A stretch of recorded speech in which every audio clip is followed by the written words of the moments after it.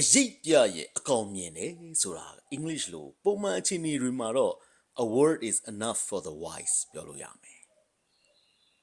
အရေးကြီးတဲ့အခြေအနေတွေမှာဥပမာစီးပွားရေးဆုံးဖြတ်ချက်တွေလုပ်နေတဲ့အချိန်ပေါ့နော်ကိုယ့်ရဲ့တငယ်ချင်းကိုမင်းကမလုံးတင်ဘူးကွာဆိုပြီးတားကျင်တာထပြီးပြောလို့ကလည်းမဖြစ်ပြန်ကြည့်လိုက်လို့ရှိမှကို coffee ခွက်ရှိတယ်ဒီ coffee ခွက်ကိုကမတောက်ဘဲနဲ့ရှေ့ကိုတွန်းပြီးတော့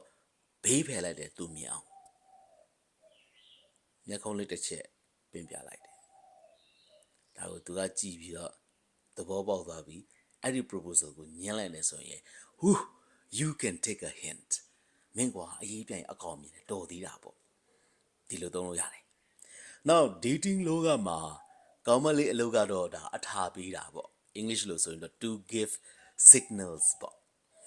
ယောက်ျားလေးအလုပ်ကတော့ to read the signals ပေါ့အဲ့ဒီအထာပေးတာကိုသူကနားလည်ရမယ်ပေါ့အဲ့တော့ he can't pick up the signals သူကငါအထာပေးတာကိုနားမလည်ဘူးဖြစ်သွားမယ် or he was fast to read the signals